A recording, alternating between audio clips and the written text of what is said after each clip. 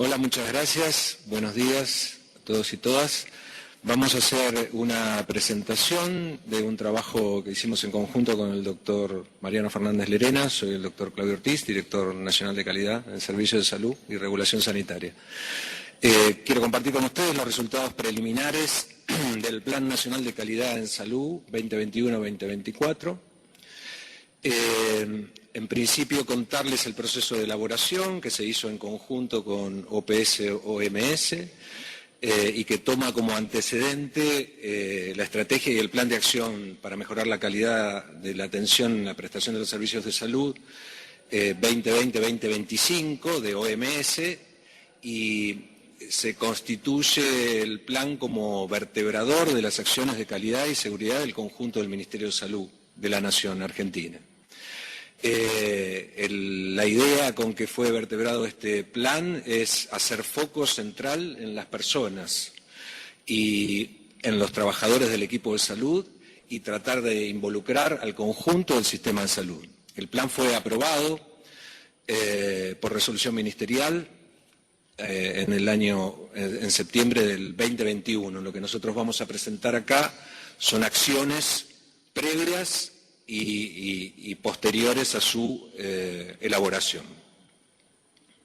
El plan es bastante simple, tiene 4 líneas estratégicas. La primera, fortalecer la rectoría y gobernanza del Ministerio de Salud Nacional en calidad y seguridad de los pacientes, justamente como un tema central para disminuir inequidades en el sistema de salud, porque pensamos que la calidad y la seguridad tiene que ver justamente con el tema de las inequidades que se dan en la prestación de servicios de salud. La línea estratégica 2 intenta implementar procesos para mejorar la calidad de la atención con este enfoque de derechos y centrado en las personas, las familias y las comunidades. La línea estratégica 3 promueve procesos permanentes para la seguridad de los pacientes en la atención de la salud, y la línea estratégica 4 está centrado en el equipo de salud, en los trabajadores del equipo de salud para promover la calidad y la seguridad, trabajando fundamentalmente con formación, educación permanente y también en la protección de la salud de los trabajadores. El plan tiene esas líneas estratégicas y acciones. Voy a nombrar algunas de las acciones y compartir con ustedes algunos de los avances de esas acciones. Estas 3 que ven aquí en la placa: el crear el Consejo Nacional Asesor de la Calidad, desarrollar la Red Federal de Calidad e implementar un sistema nacional de evaluación de la calidad en salud. ¿Cuáles fueron los avances en esas líneas? El Consejo Nacional Asesor de la Calidad es el espacio de discusión y consenso de las grandes políticas de calidad y seguridad. Está conformado participativamente por todos los sectores que conforman el sistema de salud argentino y también por representantes de la población, e intenta, digamos, de alguna manera llevar adelante, asesorar en las grandes políticas que lleva adelante el Ministerio. Tuvo su primera reunión en octubre del 2022, después de haberse implementado el plan. La Red Federal de Calidad es la estrategia que hemos establecido para implementar el plan, ¿no? Y en ese sentido hemos podido constituir 19 nodos en las provincias y 8 nodos en hospitales nacionales. Esos nodos tienen una estructura que a medida que avanza la implementación del plan, ha permitido que esas estructuras hayan institucionalizado. Hay cambios en el 35% de las estructuras de calidad de las jurisdicciones a partir de haber trabajado en reuniones mensuales la implementación del plan. Y por otro lado, la resolución 1738 de la ministra, que crea el Sistema Nacional de Evaluación, por supuesto que de evaluación de la calidad en salud. Por supuesto que existen organismos evaluadores. Lo que intenta el sistema es registrar esos organismos evaluadores y generar un manual de procedimientos con ese registro, y además de alguna manera contar el Estado Nacional con la información de todas las evaluaciones externas que se realicen de la calidad en nuestro sistema de salud. Ahí. No, ahí voy. En la línea estratégica 2, promover la estandarización de procesos asistenciales como proceso de mejora de la calidad, que una integrante de nuestro equipo va a estar acá presentando ejemplos específicos sobre ese tema. Propiciar la aplicación de autoevaluaciones de buenas prácticas en establecimientos de salud, que significa los primeros pasos para trabajar en la calidad en el camino a la certificación y a la acreditación, y desarrollar e implementar encuestas nacionales de percepción y satisfacción de manera de cerrar el círculo, de tener la idea, por un lado, de trabajar en calidad con las organizaciones, trabajar en calidad con los trabajadores del equipo de salud y, por otro lado, tener la voz de los pacientes, las familias y las comunidades para tener un panorama completo de la calidad y la seguridad en el sistema. En ese sentido, en el caso de la estandarización de procesos, hemos asesorado metodológicamente a muchos espacios dentro y fuera del Ministerio de manera de desarrollar las guías de práctica nacionales, y aquí se va a presentar una experiencia de trabajo en implementación de guías de práctica clínica en las jurisdicciones.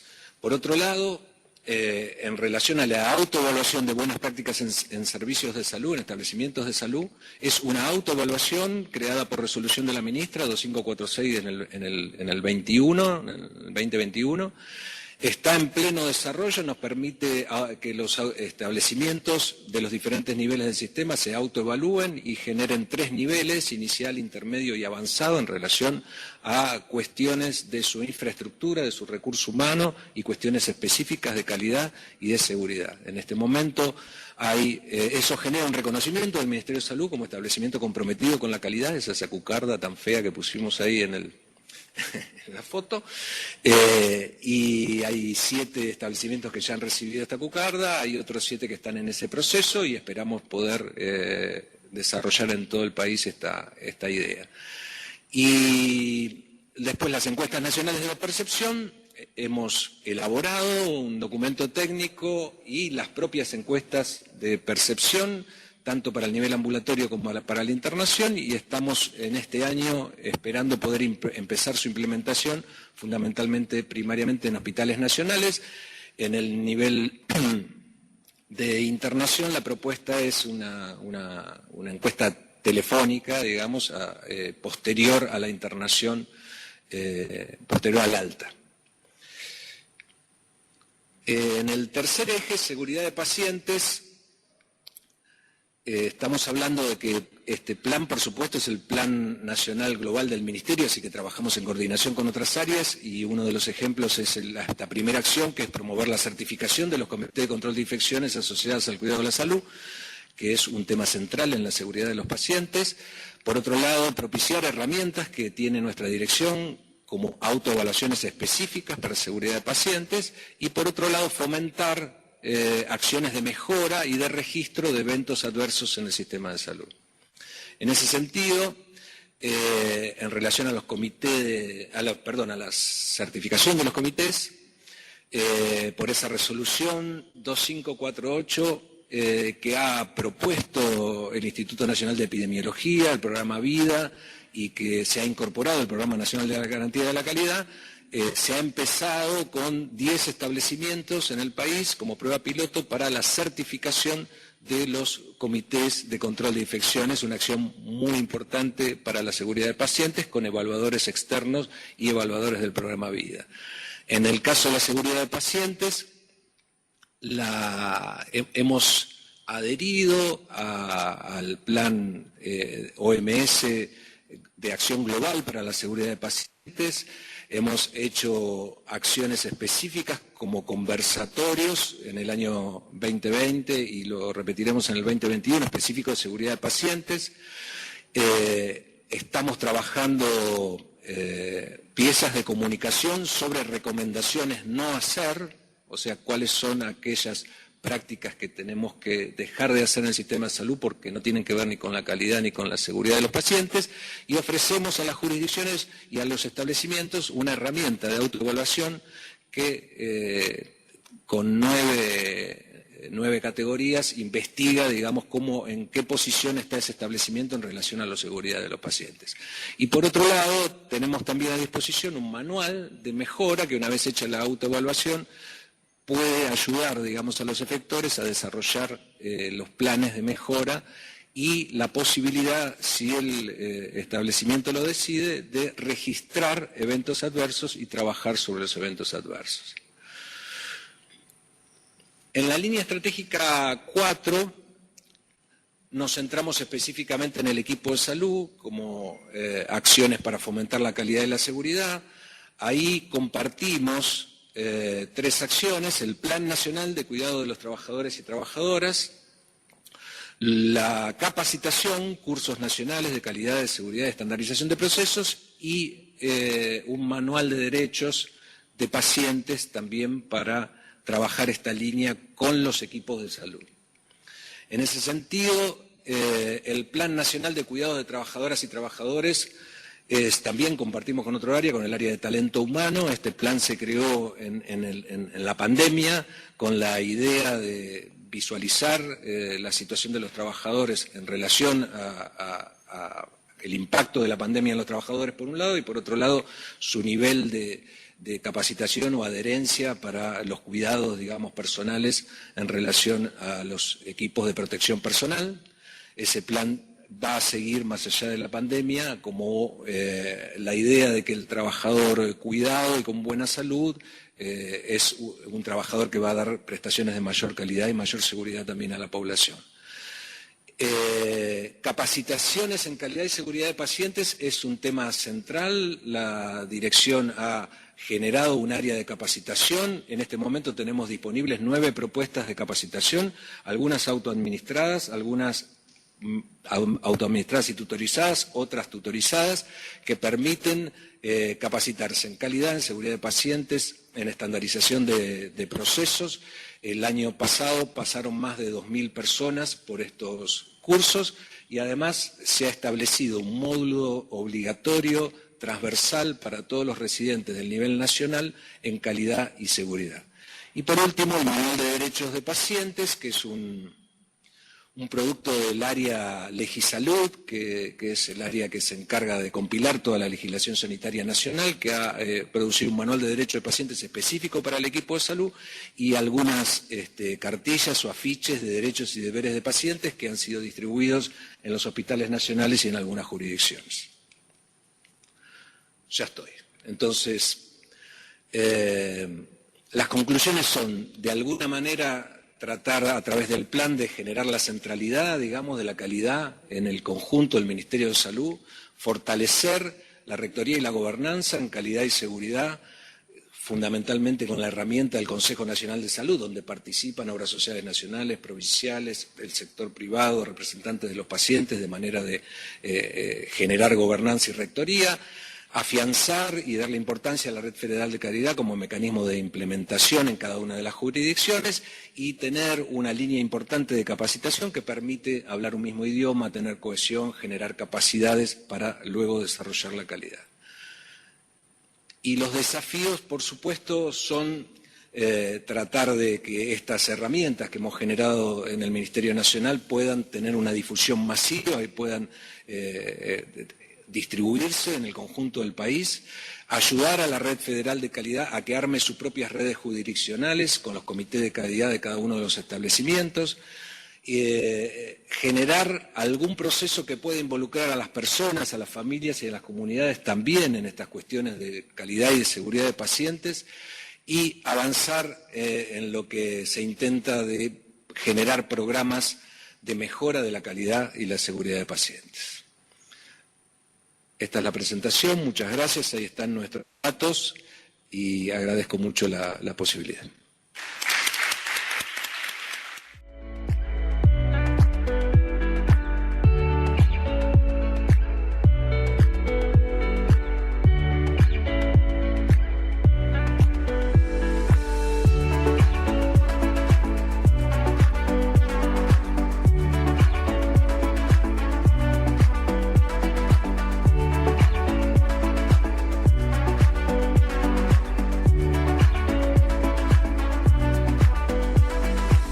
voy a exponer los avances hasta la fecha que tenemos respecto al Plan Nacional de Investigación Translacional en Salud, y di llamar a esta ponencia Producción del Conocimiento en Salud en clave de políticas públicas, porque a partir de ahí consideramos que tanto la construcción intersectorial como el rol clave que tienen los servicios de salud constituyen las dos dimensiones fundamentales para pensar en lo que es la investigación estratégica, ¿no?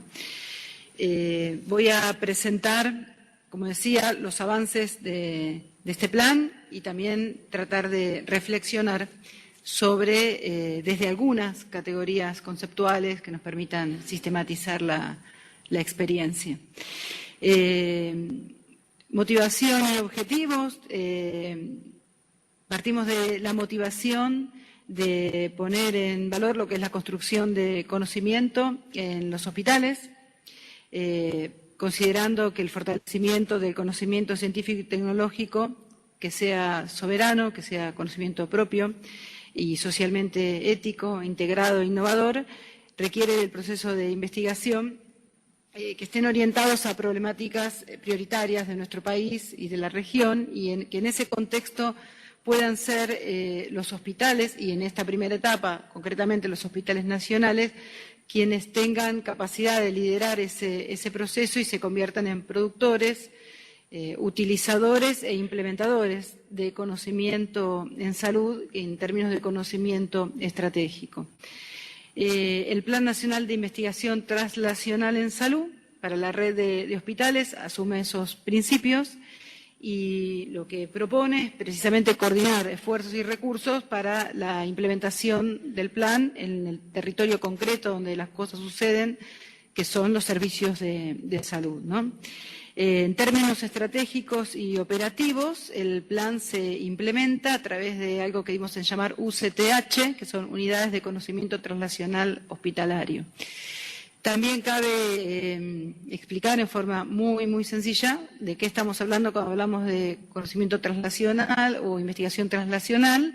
Precisamente procede el término de la idea de traslado, ¿no? De cómo se trasladan conocimientos de diferentes dominios en salud, de los dominios básicos a las implementaciones clínicas, a la implementación en políticas y programas de salud. Eso es la idea de algo que sea trasladable de un dominio a otro para que ese conocimiento sea estratégico y los resultados de esa investigación se puedan implementar. Consideramos, como decía, esa estrategia, pensar, digamos, situar eso en la red hospitalaria, considerando que son los servicios de salud aquellos espacios idóneos y efectivos para hacer posible procesos de investigación de cara a la población de referencia, a los problemas epidemiológicos de esa región y a la epidemiología hospitalaria. Los objetivos, entonces, de esta presentación que voy a hacer es analizar los avances del Plan Nacional con enfoque en la producción e implementación de conocimiento en salud en claves de políticas públicas, que me interesa destacar eso especialmente, ¿no? Pensar que esto es un plan nacional quiere decir que esto es una política, es un brazo operativo de una política y que tiene que ver con la política científica y sanitaria. Y que sea el Ministerio de Salud quien lidere, quien impulse eso, me parece que es fundamental. Y por otro lado, pensar en la construcción intersectorial, porque intervienen otros ministerios, por ejemplo, el Ministerio de Ciencia y Tecnología y la Agencia Nacional de Promoción Científica y Tecnológica, como socios estratégicos para el financiamiento de estos proyectos. Bueno, los propósitos del plan es promover entonces el desarrollo de estrategias de producción de conocimiento en salud en los ámbitos hospitalarios, considerando, como decía, a los hospitales como espacios idóneos y estratégicos para el desarrollo de conocimiento en salud y por precisamente la ubicación, por ser instituciones situadas en un territorio y que atiende debe cubrir y debe atender las problemáticas prevalentes y necesarias de la población de referencia. Apoyar en el actual contexto de innovación y desarrollo científico y tecnológico el desarrollo de nuevos paradigmas y necesidades de conocimiento, fomentar la creación de las UCTH, las unidades de conocimiento translacional hospitalaria, ubicada en cada uno de los hospitales que van adhiriendo y se van incorporando al plan. Impulsar el conocimiento translacional en salud, fomentando la interacción y la intersectorialidad, ¿no? Como decía anteriormente, entre los distintos servicios hospitalarios, entre estos y el sistema científico-tecnológico, a través de los ministerios y las autoridades de aplicación, como es el Ministerio de Salud, el Ministerio de Ciencia y Tecnología y la Agencia Nacional, que también depende del Ministerio de Ciencia y Tecnología. En la primera etapa, cuando empezó a rodar, a pensarse y a planificarse este plan nacional, se transitaron 3 estadios, ¿no? La primera parte, la parte exploratoria, donde se realizaron a través del año 2020 y 2021 una serie de conversatorios federales, participaron todas las provincias con diferentes temas, se abordaron temas diversos, desde enfermedades crónicas no transmisibles, enfermedades infecciosas, atención primaria de la salud, salud mental, gestión e investigación en sistemas y servicios de salud, bioética, digamos, diferentes temas y que al mismo tiempo posibilitaran un abordaje intersectorial e interdisciplinario, y a través de estos conversatorios lo que pudimos lograr fue establecer conocimientos y lenguajes comunes, o pretender avanzar en cierto lenguaje común para después poder trabajar en lo que es la parte operativa. Sirvieron, además, y reflexionando sobre eso, los conversatorios precisamente para adecuar esos lenguajes, esas necesidades y empezar a pensar en alianzas estratégicas, ¿no? En lo que es conocimiento, necesidad, aquellos conocimientos que ya están en los hospitales y en los servicios de salud, y poder conversar con expertos y expertas también de universidades nacionales, equipos de investigación de diferentes espacios de nuestro país. En la segunda etapa, que es la etapa de planificación, ahí se desarrollaron una serie de encuentros y de mesas de trabajo, una etapa más formal, ¿no? De cual participaron, pero no, acá está, voy a poner esta directamente. Participó el Ministerio de Salud, el Ministerio de Ciencia y Técnica, el Instituto Nacional del Cáncer, la Agencia Nacional de Promoción Científica, ANLIS, el Ministerio de Educación, la Secretaría de Políticas Universitarias, CONICET, hospitales universitarios y los hospitales nacionales y provinciales. Y esas mesas dieron lugar a la etapa de formalización, que sería la tercera etapa, ¿no? Aparece acá, a través de 2 resoluciones, la resolución 2060 del 2020 y la 1288 del 2021, publicadas en el Boletín Oficial. La primera establecía el Plan Nacional, formalizaba e impulsaba el Plan Nacional de Investigación Translacional en Salud, y la segunda resolución lo que hacía era implementar las UCTH y establecer todo lo que es el reglamento de creación y funcionamiento de cada unidad, de cada espacio que iba a liderar los proyectos en cada uno de los hospitales. Hay 3 criterios, tratando, digamos, de aportar también algunas categorías de análisis, ¿no? Yo decía, bueno, ¿de qué estamos hablando cuando hablamos de investigación translacional? Estamos hablando precisamente de investigación estratégica, ¿no? Y casi como que estratégica es una palabra que nos suena más familiar y más política también, ¿no? Porque tiene que ver con la acción. Yo pensé 5 criterios para la presentación de hoy, ¿no? Pensar, bueno, las 5 I que debieran tener esos proyectos. Si uno preguntara, bueno, si yo quiero hacer un proyecto o mi hospital quiere presentarse para formular un proyecto, ¿qué debiéramos considerar, no? Entonces, en esas 5 ubiqué lo que es intersectorialidad, o sea, pensar diálogos, acciones y procesos de trabajo donde lo sanitario, lo científico, la investigación sanitaria, la investigación aplicada y el conocimiento basado en evidencias pueda congregarse precisamente en ese proyecto. Y la interdisciplina, ¿no? Que es la otra I que aquí no puse, pero que surge también como necesidad. La otra I es la integralidad, ¿no? las etapas y los procesos de investigación. Las etapas y los procesos de investigación debiéramos pensarlos juntos. En los viejos esquemas de investigación hablamos de una etapa de descubrimiento, después una de aplicación, después una de validación. Bueno, en nuevos paradigmas de investigación el conocimiento es integral porque los problemas son integrales, ¿no? Los problemas no tienen etapas, son integrales. Las etapas son categorías metodológicas que nos sirven para ordenar, pero debiéramos pensar también en procesos de investigación donde las etapas estén vinculadas, ¿no? Y eso nos da lugar a la tercera I, que es la implementación y el traslado de conocimiento como parte del problema, como parte del proyecto, ¿no? No es pensar, bueno, vamos a realizar una investigación y después vemos dónde se puede implementar. La reflexión y la planificación del uso de esos resultados también debieran presentarse y establecerse dentro de la propia formulación del proyecto, así también como la reflexión ética sobre el uso de esos resultados. La cuarta I, la innovación, que tiene que ver con la pertinencia, tiene que ver con la posibilidad de aportar conocimientos nuevos, pero que también tiene que ver fundamentalmente con aquellos conocimientos que son socialmente relevantes, ¿no? Y sanitariamente relevantes y que necesitan ser abordados y que necesitan generar respuestas para los procesos de atención. Y la quinta I, el impacto. ¿Qué impacto sanitario va a tener mi proyecto en términos de salud, en términos hospitalarios, en términos de formación de recursos humanos y en términos científicos, formativos y regionales?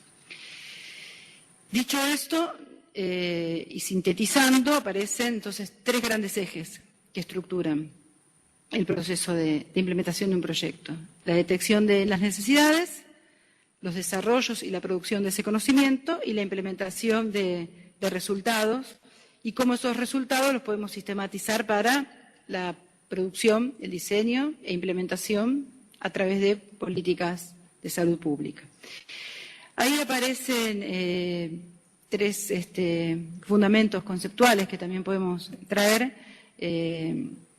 cuando quienes estudiamos formas de investigación, o que es la epistemología también de la investigación, leíamos a Gibbons, ¿no? Gibbons hablaba del modo 2 de producción y decir, bueno, el contexto de investigación es el mismo contexto de producción y es el mismo contexto de implementación. Hoy pensaba en una investigación a demanda, si se quiere, y eso me parece que es importante también revalorizarlo.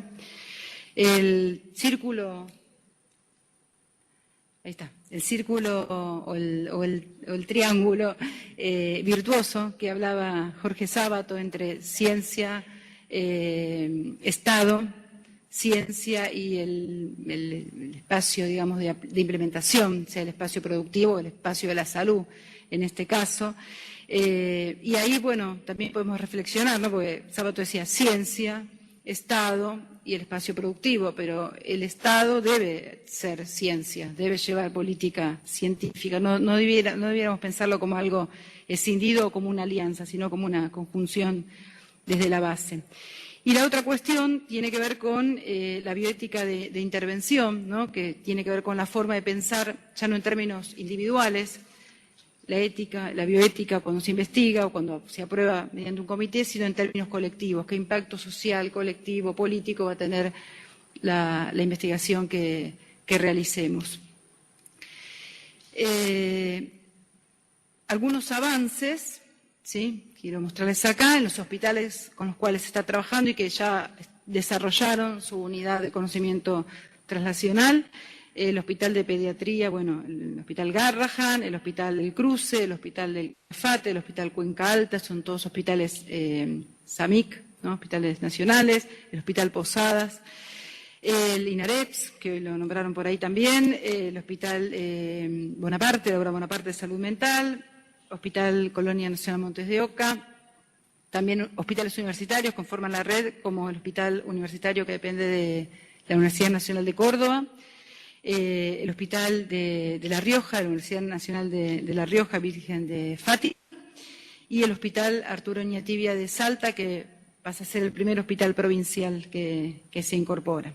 Los temas también son variados, como enfermedades crónicas, salud infantil, salud de la mujer, salud reproductiva, salud mental, rehabilitación, discapacidades, enfermedades infecciosas, enfermedades poco frecuentes, investigación genética. Viendo, digamos, también la diversidad de poblaciones que atienden estos hospitales. Se da cuenta también de las transversalidades, ¿no?, que aparecen en las vinculaciones entre los ministerios y a la vez de los hospitales entre sí en red, entre cada UCT y los servicios de ese hospital, dando cuenta de lo que son las escalas del conocimiento, también que tiene que ver con la intersectorialidad. Y bueno, para concluir, algunos puntos estratégicos que quiero poner a reflexión. Por ejemplo, los puntos que son políticos, ¿no?, pensando en las oportunidades que se generan desde el Ministerio de Salud, el Ministerio de Ciencia y la Agencia Nacional para proceder a una investigación que sea estratégica, como decía, y que poder conformar una política científica sanitaria integrada. El consenso respecto a las necesidades de desarrollar investigaciones que aporten a la planificación y la necesidad de reducir brechas, ¿no?, entre la ciencia, la política, la investigación y la implementación. Cuestiones estructurales que tienen que ver con la presencia de una red en nuestro país distribuida y territorializada que posibilita también redes de hospitales y redes de conocimiento y poder avanzar en la regionalización. Y las cuestiones metodológicas que tienen que ver también con la necesidad de pensar en prácticas diversas, metodológicas, dada la diversidad de problemas que se abordan y de los tipos de hospitales que estamos hablando también, algunos generales, otros especializados, otros de alta complejidad. Otros puntos estratégicos, quizás como para seguir trabajando y reflexionando y mejorando, tiene que ver con la reflexión respecto a grupos de investigación que son externos muchas veces a los hospitales, que se radican en los hospitales pero que no forman parte de los hospitales, y esta tensión que se da entre el hospital como objeto de estudio o el hospital como investigador. La idea es fortalecer el hospital como investigador y no como un objeto de estudio, ¿no?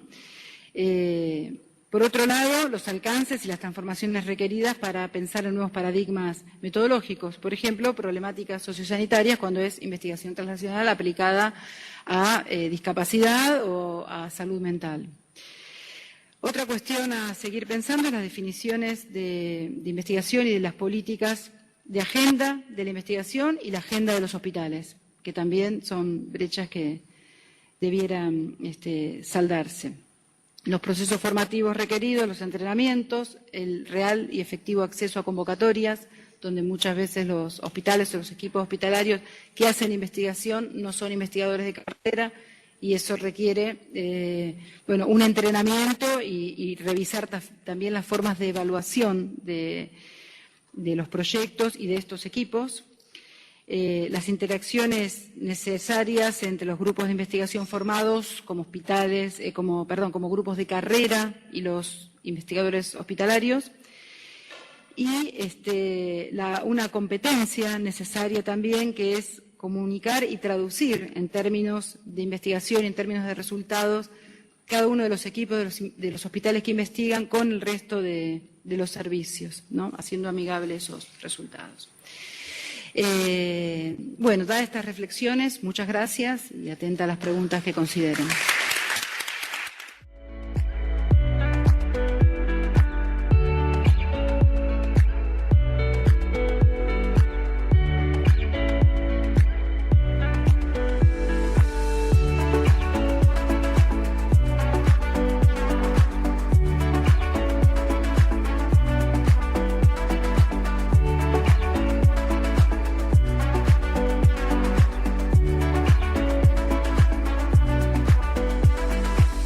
Voy a contar un poco este trabajo que hicimos en el Grupo de Economía de la Salud del Departamento de Economía de la Facultad de Ciencias Sociales de la Universidad de la República en Montevideo, Uruguay. Yo pertenezco a este grupo que está integrado también por Zuleika Ferre, Cecilia González, Cecilia Novoy, Patricia Triunfo. Entonces déjenme contarles un poco lo que hicimos. Primero dado que, bueno, esto está transcurriendo en Argentina y la gran mayoría de los participantes son de Argentina o de otros países, les voy a contar, primero contextualizar un poco cómo es el sistema de salud uruguayo. Nosotros tenemos un Seguro Nacional de Salud que está financiado a través del Fondo Nacional de Salud, FONASA, cubre aproximadamente al 72% de la población. El resto está cubierto a través de afiliaciones particulares o está establecido en la Constitución que todos los ciudadanos uruguayos tienen derecho a tener cobertura, entonces cualquiera puede atenderse en un hospital público. Este seguro que les contaba está integrado hay un prestador público que es ACE, que es la Administración de Servicios de Salud del Estado, que tiene más o menos un 20% de los individuos, las instituciones de asistencia médica colectiva, que son prestadores de salud privados, que son la inmensa mayoría, el 77%, y luego tenemos una pequeña proporción de afiliados que están cubiertos por seguros privados, que no están completamente cubiertos, sino que tienen que pagar la diferencia entre su cápita y el costo del seguro. Estos son cosas del estilo de Blue Cross y etcétera.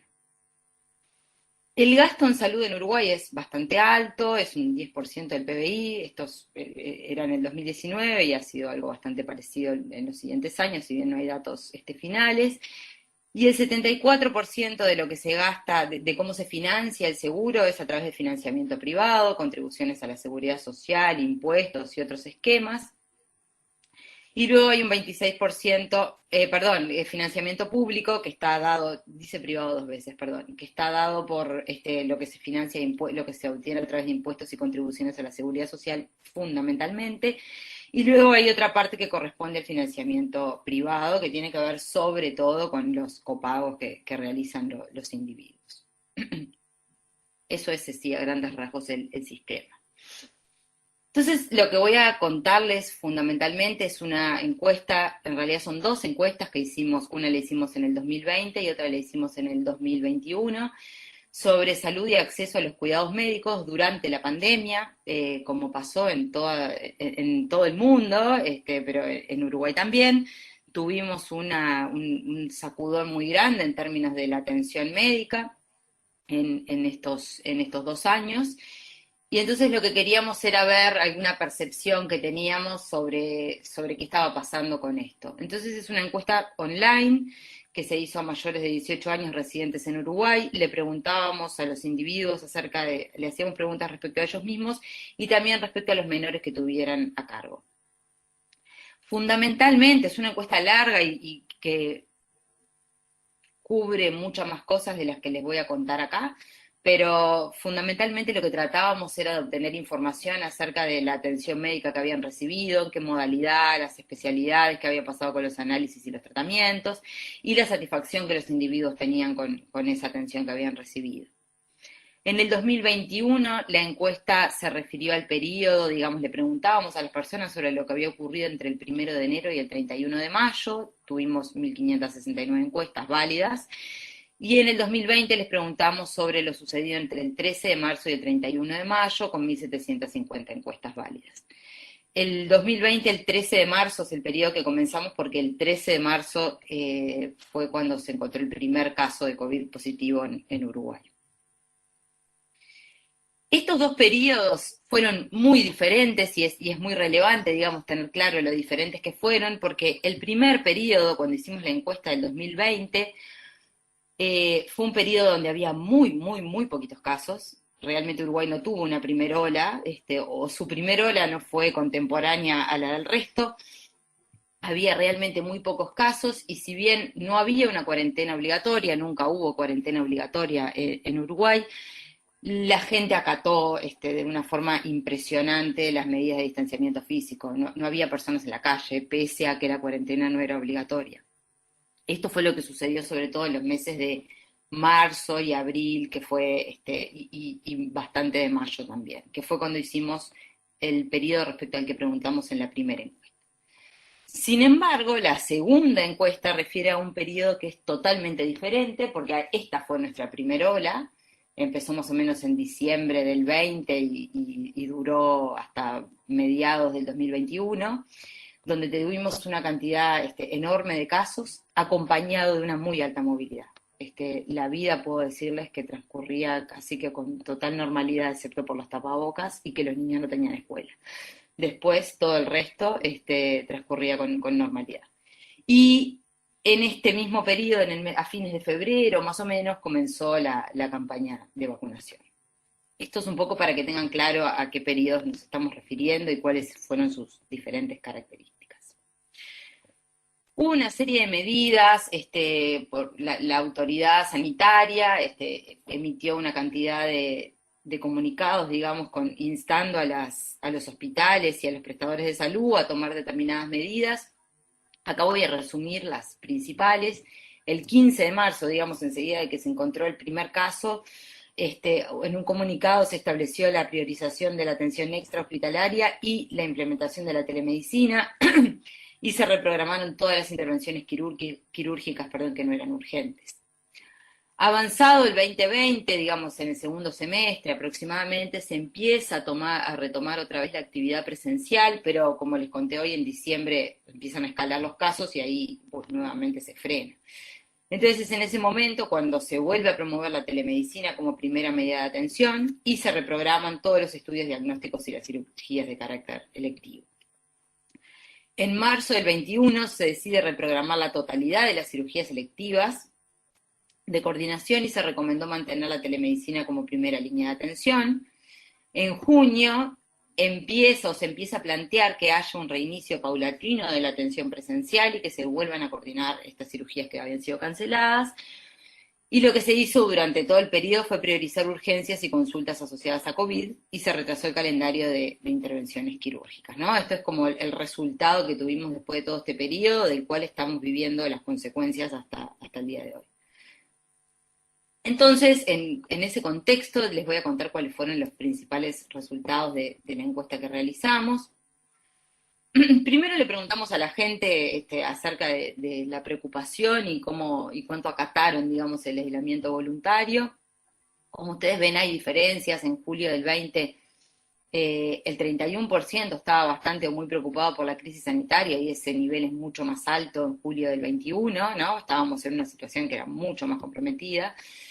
Y las mujeres y las personas con educación terciaria son los que declaran siempre estar más preocupados. En una escala de 1 a 10 le preguntamos cuán aislado estuvo en el periodo. 0 era nada, 10 era completamente aislado. En abril del 20, la mediana, digamos, la mitad de los entrevistados señalaron un puntaje de 8 más, y en abril del 21 eso es bastante más bajo.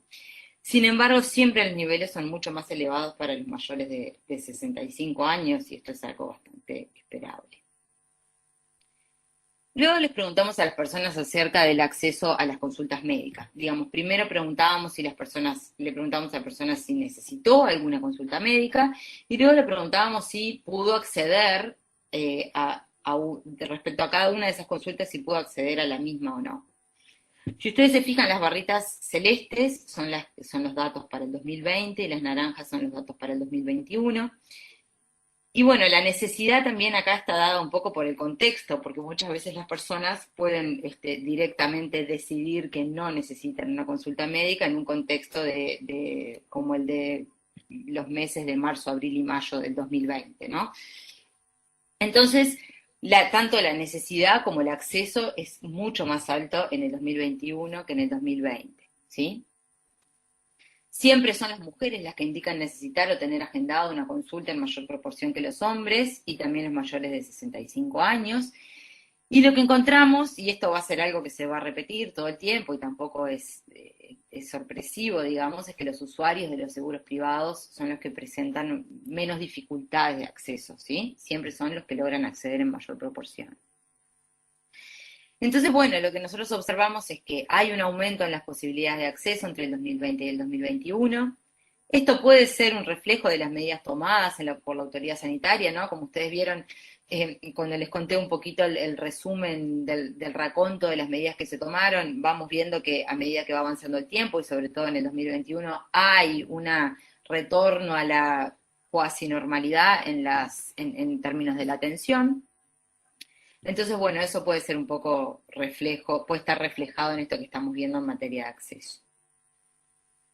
Luego, y esto es algo que a nosotros nos resultaba de particular interés, era ver qué pasaba con la modalidad en la que se daban estas consultas, ¿no? Y la práctica clínica en general, pero las consultas en particular. Si nosotros miramos en el 2021, la modalidad de las consultas se dividió por igual, mitad y mitad, entre las consultas de forma presencial y las de forma no presencial. Y acá quiero aclarar que las consultas no presenciales fueron fundamentalmente, y sabemos que aproximadamente un 99% de las consultas no presenciales fueron telefónicas, ¿sí? No existieron prácticamente consultas a través de algún método de videollamada o usando alguna plataforma de telemedicina como las que sí existen en otros lugares del mundo. En Uruguay existen algunas, pero son usadas mínimamente por algún seguro privado y ni siquiera de forma generalizada. En el 2020 fue bastante más alta la cantidad de consultas que fueron no presenciales, es casi un 60%. Y acá lo que nos importaba saber también era si la modalidad de la consulta era de alguna forma impuesta desde el centro de salud, si era una cosa que había definido el usuario, y como ustedes pueden ver en esta gráfica ahí, que son datos para el 2021, fíjense ustedes que las consultas de telemedicina fueron mayoritariamente definidas por el centro de salud, mientras que las consultas presenciales se repartieron más o menos de forma casi igual. Y la posibilidad de elección en el 2020 fue mucho más acotada, porque el 80% de las consultas en policlínicos fueron por telemedicina, ¿sí? Definidas por el centro de salud. De las, consultas de telemedicina, el 80% fue definida por el centro de salud, lo cual muestra que hubo una capacidad de elección bastante acotada de parte de los usuarios. Después nos interesaba saber también qué pasaba por tipo de cobertura, y obviamente la telemedicina fue, esto digo yo obviamente porque ahora les voy a comentar por qué, pero la telemedicina fue menor en los seguros privados. Esto es porque en los seguros privados los usuarios tienen una mayor capacidad de elegir de qué forma quieren llevar adelante la consulta, y cuando los usuarios pueden elegir, eligieron en su mayoría o preferían tener la consulta de forma presencial. Hay un mayor uso de telemedicina cuando preguntamos por los motivos, digamos, que habían tenido la consulta. La telemedicina se usa mucho para consultas cuyo motivo es repetir medicamentos o entrega de resultados de paraclínicas anteriores. Y los motivos principalmente mencionados cuando la consulta fue presencial, digamos, en contraposición a lo anterior, es cuando se quisieron realizar controles de rutina o las personas consultaron porque se sentían mal, se sentían enfermas o algo por el estilo, ¿sí? Ahí es más bajo. Y finalmente, cuando les preguntamos a las personas acerca de qué especialidad era la que habían consultado, fíjense que lo que tenemos ahí es que hay una presencia de la telemedicina mucho más alta en las especialidades clínicas, ¿no? El 61% en este caso corresponde a la telemedicina en especialidades clínicas, mientras que es el 38% en las consultas presenciales. Y luego tenemos las especialidades médico-quirúrgicas, obviamente fueron mucho más, se dieron mucho más de forma presencial que a través de la telemedicina, y luego separamos dos especiales particulares, que es el médico general internista y los ginecólogos. Los ginecólogos también, la consulta presencial fue bastante alta, si bien hubo una presencia bastante alta de telemedicina, mientras que en el caso de la medicina general o interna, la presencia de la telemedicina fue bastante alta. 3 minutos tenés, Mariana. Ay, voy a ir rapidísimo, entonces, perdón. Bueno, estas son las razones por las que le quisimos preguntar a las personas sobre las consultas no realizadas. Lo voy a pasar rapidísimo, así puedo ir al final. Y en realidad, lo principal que destacaron las personas fue que no pudieron conseguir hora o que no les gustaba la modalidad que les estaban ofreciendo, ¿sí? Eso es fundamental. Entonces voy a las reflexiones finales para así no me quedo sin contarles. Entre el 2020 y el 2021 mejoraron las posibilidades de concretar consultas, pero se mantienen problemas de acceso. Se observa un aumento de la desigualdad entre los tipos de prestadores, empeora para los usuarios del sector público y para las instituciones de asistencia médica colectiva, que se acuerdan que era el prestador privado, en relación a los usuarios de los seguros. y hay diferencias en las estrategias seguidas en cuanto a la modalidad de atención, a pesar de estar sometido todo el sistema a la misma normativa, ¿no? Las normas son para todo el sistema y después cada prestador hace lo que le parece. La modalidad presencial fue mayor en los seguros privados que en el resto, y la incorporación de la telemedicina en todas sus formas fue distinta, no solo según el prestador, sino también por el tipo de atención. Digamos, si en el primer contacto se hacía o no, si era una consulta de control, qué pasaba con la repetición de medicamentos, etcétera, y también fue importante según la diferencia según la especialidad médica. Una cosa que es relevante y sobre lo que este equipo ha seguido trabajando mucho, y de hecho seguimos trabajando actualmente, es sobre el papel que la telemedicina tuvo, entendiéndola en una definición amplia, de entender la telemedicina como todo el contacto en materia de salud que está mediado por la virtualidad.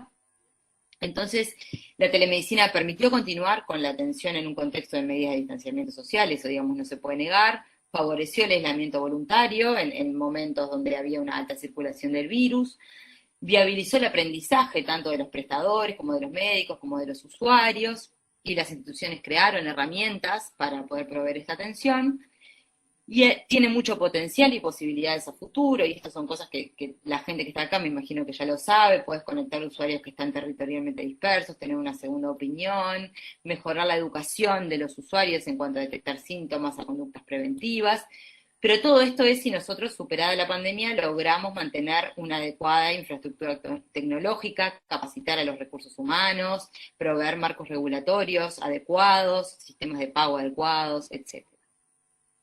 Un problema puede ser el envejecimiento de la población, con un aumento en la prevalencia de las enfermedades crónicas, presupuestos limitados, características organizativas, físicas y el contexto cultural.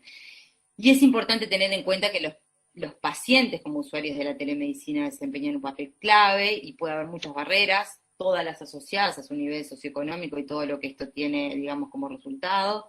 Su estado de salud, puede haber personas con alteraciones visuales, auditivas, cognitivas, y también las habilidades tecnológicas específicas que se requieren para poder llevar adelante una consulta a través de la telemedicina. Y esto es particularmente importante para la población de mayor edad, y si uno tiene en cuenta que casi un 15% de la población uruguaya tiene más de 65 años. Y finalmente, algo que ya termino, esta es la última. Y finalmente, algo que se observó en Uruguay durante la pandemia, y bueno, como dije, la telemedicina permitió seguir adelante con la atención sanitaria, pero en general, y por no decir que casi siempre, la decisión respecto a la modalidad en la que se llevaba adelante, y hasta el día de hoy, esto sucede, donde ya estamos en una vida casi que normal, tengo que decirles que la decisión se basa en criterios administrativos, o cuando lo determina el centro de salud, o en las preferencias del usuario, y no está mediado por ningún criterio médico. La decisión respecto a cómo se va a llevar adelante la consulta, si va a ser presencial o a través de la telemedicina, y creemos que esto es un gran problema. Bueno, muchas gracias, terminé justito creo, ahí está mi correo por si alguno quiere luego hacer alguna consulta, o si no, después cuando tengan preguntas. Muchas gracias. Muchísimas gracias, Mariana.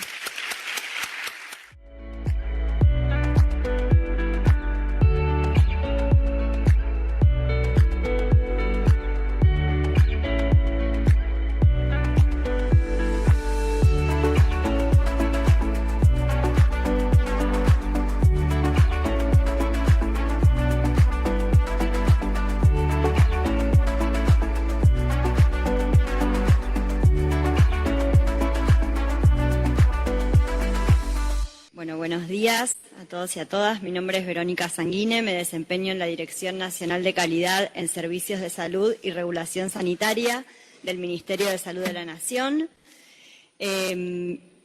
Vamos a presentar una estrategia para el fortalecimiento de la implementación de guías de práctica clínica. Y vamos a ver por qué fue necesario idear esta estrategia. Primero, porque ustedes saben que la implementación de las guías de práctica clínica es un punto realmente dificultoso, complejo, no solamente acá, sino en todos los países.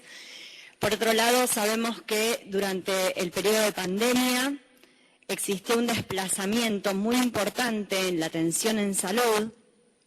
Se concentraron recursos, no solamente físicos, humanos, de infraestructura, en la atención y cuidados de los pacientes con COVID-19, y hubo un déficit en el seguimiento y cuidado de personas que presentaban enfermedades crónicas no transmisibles, entre otras. Nosotros tomamos enfermedades crónicas no transmisibles como eje para nuestra estrategia. En este escenario se llevó a cabo un proyecto en conjunto entre el programa Redes del Ministerio, que depende de la Dirección Nacional de Fortalecimiento de Sistemas Provinciales, y la Dirección Nacional de Servicios de Calidad en Servicios de Salud y Regulación Sanitaria, con la idea de favorecer la implementación de 2 guías de práctica clínica nacionales que ya habían sido elaboradas previamente sobre enfermedades crónicas no transmisibles. Se seleccionaron la guía de práctica clínica de diagnóstico y tratamiento de pacientes con diabetes mellitus tipo 2 y la guía de práctica clínica de cuidado de personas con hipertensión arterial.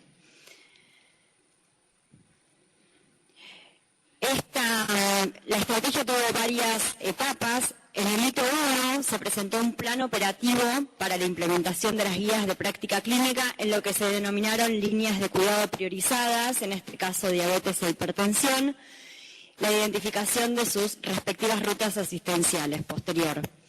Luego de esto, el hito 2, que aún continúa en desarrollo en este momento, consiste en la evaluación de esa implementación a través de una serie de indicadores. Entonces, centrándonos de nuevo en la primera etapa, se propuso una capacitación para los equipos de salud jurisdiccionales que incluyó la priorización de un proceso a estandarizar. Los equipos tenían que elegir un proceso que desearan estandarizar, elegir una herramienta, que ahora vamos a ver cuáles pueden ser las herramientas de estandarización de procesos asistenciales, sobre cada una de las guías de práctica clínica.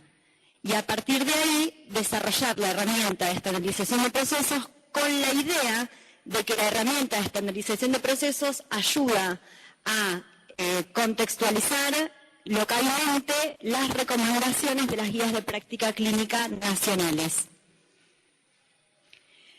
Vamos a repasar cuáles son las herramientas de estandarización de procesos de atención. Primero tenemos que decir que todas estas herramientas tienen como objetivo en común la reducción de la variabilidad inapropiada en la práctica clínica. Cada una de estas herramientas tiene características propias, usos y aplicaciones diferentes entre sí y metodologías de elaboración también diferentes. Podemos tener consensos de expertos, que son documentos elaborados a partir de un conjunto de profesionales, un comité de expertos en un tema determinado. Podemos tener procedimientos, que es algo que se aplica, son pasos que se realizan sobre un proceso muy chiquito y muy puntual. Un ejemplo podría ser la colocación de una vía periférica. Las guías clínicas son documentos que se elaboran pensando, es como una matriz temporal en donde se coloca día a día o visita a visita, qué se debe hacer con cada paciente, quiénes son los responsables de esas acciones, y esto permite tener también un control, porque si no se realiza hay que explicitar por qué, los motivos de la desviación de esta vía clínica. Los algoritmos son una herramienta gráfica que puede ser muy sintético y que ayuda mucho para tener a mano, ya sea en consultorios y en salas de guardia. Los protocolos y las guías de práctica clínica son conjuntos de recomendaciones desarrollados sintetizando la mejor evidencia disponible y contextualizando esa evidencia a través de comités de expertos también. Entonces, ustedes pueden ver más sobre cada una de estas herramientas en la página del Ministerio de Salud, entrando a la web del Ministerio de MESAL. Pueden ir a direcciones, programas y planes, y ahí buscar el Programa Nacional de Garantía de Calidad en la Atención Médica y van a encontrar una explicación más detallada de todas estas herramientas. Volviendo entonces a la intervención que se propuso puntualmente en la primera etapa, para esta implementación se propuso un curso virtual que fue tutoreado y tuvo 12 semanas de duración. 12 semanas fue el dictado del curso, pero la duración, después con las correcciones, idas y vueltas, fue mucho mayor. Los destinatarios fueron profesionales de salud pertenecientes a los ministerios de las distintas jurisdicciones del país. La convocatoria estuvo a cargo del programa Redes. Se usó la plataforma virtual del Ministerio de Salud. El equipo docente estuvo constituido por 6 tutores que estuvieron abocados a un seguimiento muy de cerca de cada grupo de los participantes. Los 6 tutores tenían 4 provincias a cargo cada uno. Y se llevaron a cabo, además de los intercambios de la plataforma virtual del Ministerio, se llevaron a cabo también encuentros sincrónicos. Los contenidos de la capacitación se centraron primeramente en las diferencias en las herramientas de estandarización de procesos, las particularidades de cada herramienta. Después se les pidió a los participantes que seleccionaran un proceso en el que detectaran mayor variabilidad inapropiada, uno para diabetes y uno para hipertensión. Y además de seleccionar el proceso que notaran que en su ámbito era el más conflictivo, era el que se hacía diferente entre muchos profesionales, o era el que había problemas después para registrar, por ejemplo, a partir de ese proceso seleccionado se les solicitó que pensaran qué herramienta de las que vimos resultaba más adecuada para estandarizar ese proceso. Después, el siguiente módulo consistió en el desarrollo propiamente dicho de esta herramienta. Se usaron plantillas en donde, por ejemplo, para un protocolo se detallaban no solamente las secciones y la estructura, sino cómo llevar a cabo esa adaptación de una recomendación. Y así para cada una de las herramientas. El último módulo consistió en un análisis de barreras y facilitadores. Se les solicitó a los participantes, también mediante una herramienta estructurada, que pensaran cuáles podían ser las barreras que podían encontrar para la implementación de esa herramienta. El hecho de que usáramos en la capacitación plantillas es importante. Este curso no es algo teórico, no es un contenido que uno leía y nada más, es un curso eminentemente práctico, con lo cual cada grupo de participantes se queda, además de con la bibliografía y con lo aprendido, se queda con estas herramientas como para replicar, si fuera necesario, si lo desean, con otros temas. O sea, se genera una capacidad instalada en las jurisdicciones porque se trabajó sobre una metodología de adaptación. Entonces, había plantillas para cada instrumento de estandarización de procesos y también plantillas para la detección de barreras y facilitadores que debían contemplar distintos aspectos a la hora de esa herramienta. Uno de ellos tiene que ver con factores inherentes a esa recomendación, factores que tenían que ver con los profesionales de la salud de manera individual, los factores en la interacción entre profesionales, como era el equipo de trabajo de cada lugar donde se pensaba implementar esa herramienta, los recursos que se necesitarían, esto hay que pensarlo y hay que, intentar calcular los recursos necesarios, ya sea de estructura, ya sea de personas, y la capacidad que tendría la organización en que uno quiera aplicar esa herramienta como para cambiar y poder dar ese espacio. Como resultado de esta capacitación tenemos 23 equipos de trabajo conformados de 23 jurisdicciones del país, 52 personas aprobaron este curso, y como cada uno tenía que hacer 2 temas, uno de diabetes y uno de hipertensión, tenemos 46 herramientas de estandarización de procesos ya desarrolladas, con sus respectivos 46 análisis de barreras y facilitadores.